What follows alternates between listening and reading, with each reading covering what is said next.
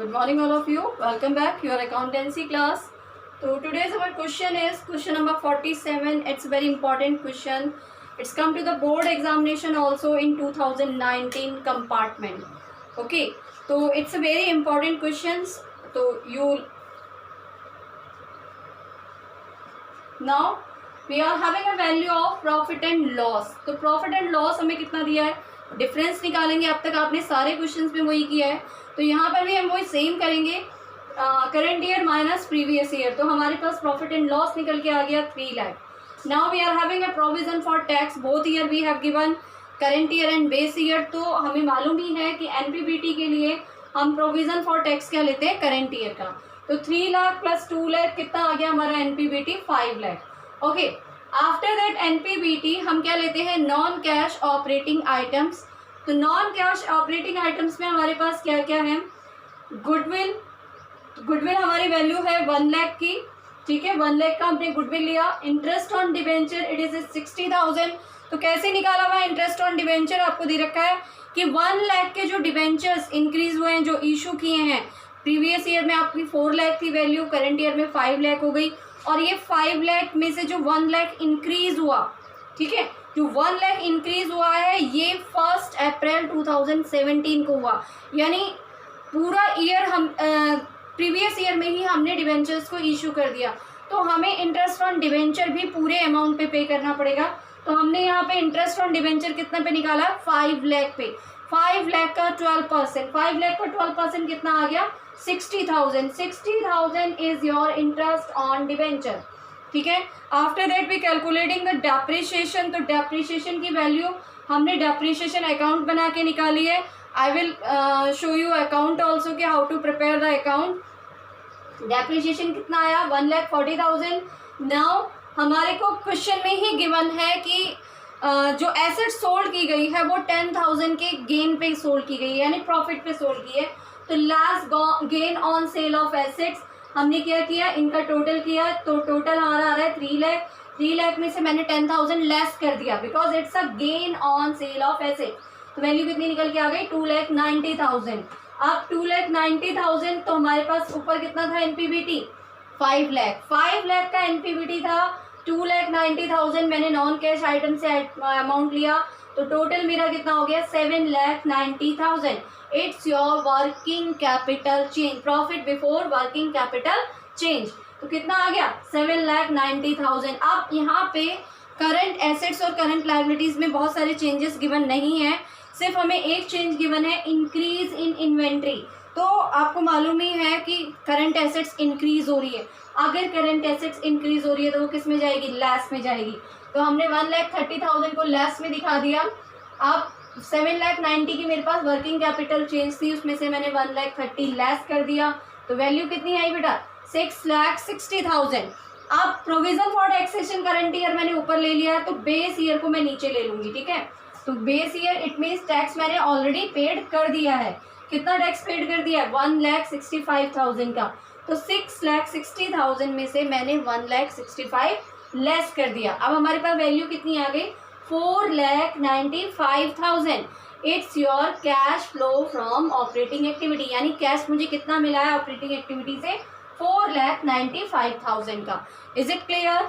Now we come to the next activity, investing activity. Investing activity में आप सभी को मालूम है कि हम इसमें क्या निकालते हैं, the changes of fix assets and current assets. ठीक है. फिक्स एसेट्स में और करंट नॉन करंट इन्वेस्टमेंट में जो चेंजेस हुए होते हैं वो उनको हम यहाँ पे शो करते हैं. नॉन करंट इन्वेस्टमेंट, ध्यान रखिएगा करंट इन्वेस्टमेंट नहीं लेते हम, सिर्फ नॉन करंट इन्वेस्टमेंट यहाँ पे लेंगे. तो purchase of plant and machinery, इसको हमने अकाउंट के थ्रू निकाला है. अकाउंट में भी आपको आपके क्वेश्चन में शो करूंगी कि अकाउंट में कैसे वैल्यू निकाली है. कितनी वैल्यू आ रही है, 6,80,000. Purchase of non current investment ये हमने डायरेक्टली ले लिया है. प्रीवियस ईयर में हमारे पास थे 3 लाख के, और करंट ईयर में ये हमारे पास हो गए हैं, करंट ईयर में हमारे पास कितने के आ गए हैं, ये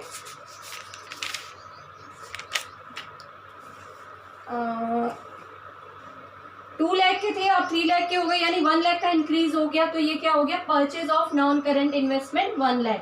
अब सेल ऑफ मशीनरी, ये भी वैल्यू हमने अकाउंट के थ्रू निकाली है. आप डायरेक्ट भी निकाल सकते हैं। देखिए 80,000 का आपके पास मशीनरी की कॉस्ट है, तो cost of the machinery is 80,000। ठीक है, लिसन वेरी केयरफुली।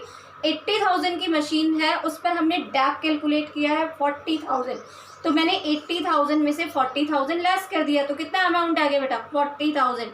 अब वो कह रहा है कि उसने जो मशीनरी सोल्ड की है वो 10,000 के प्रॉफिट पे की है, तो मशीनरी की बुक वैल्यू कितनी आ रही है 40,000।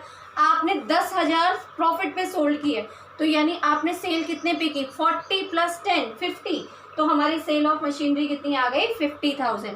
Clear it is. अब हमने इसे सॉल्व किया, तो परचेज के हमारे पास दो आइटम थे, first it is in machinery, second it is in investment.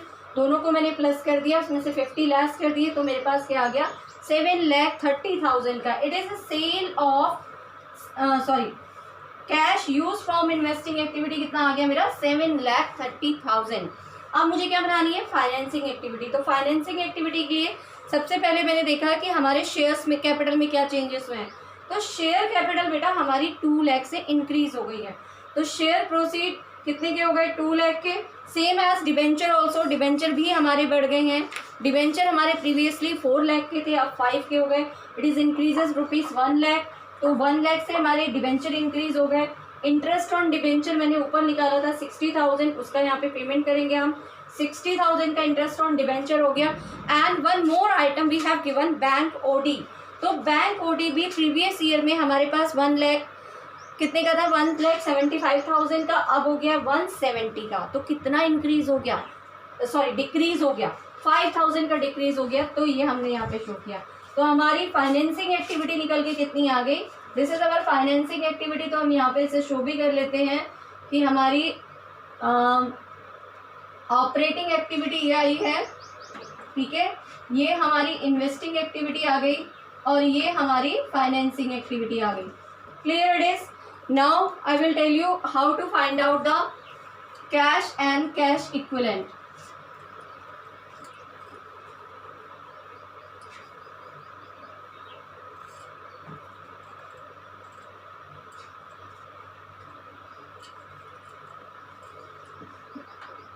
yesterday I also show you कि कैसे निकाली थी वैल्यू, दोबारा आज बात आ रही हूँ आपको कैसे निकालते हैं हम net increase and decrease.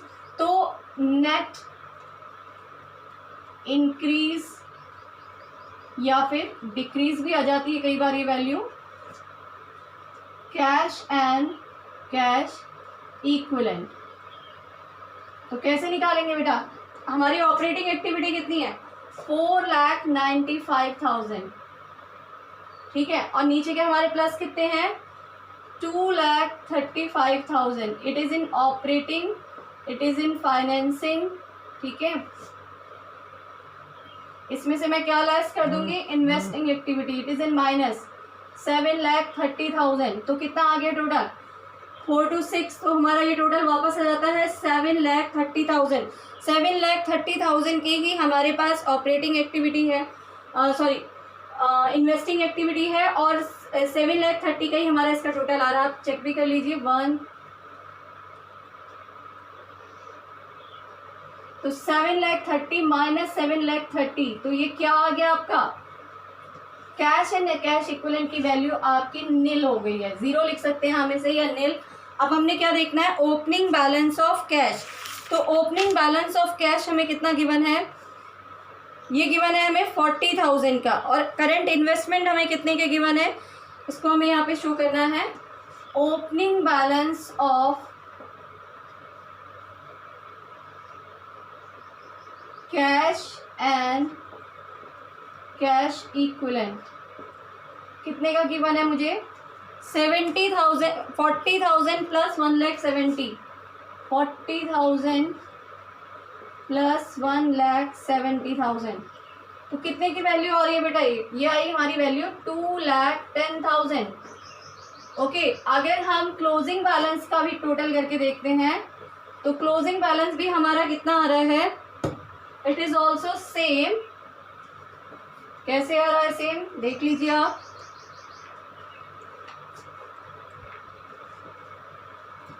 Closing balance of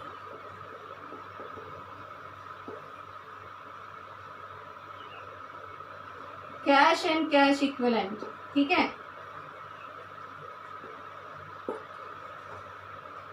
कितना गिवन है, 70 गिवन है हमें, और करंट इन्वेस्टमेंट गिवन है हमें 1,40,000 के। तो 70 प्लस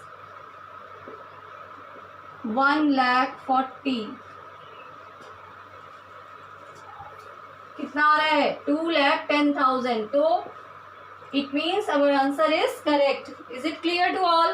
I hope so कि you have cleared this question. It's a very important question. It's come to the compartment exam also, so you note down in your notebook. Thank you. Have a nice day.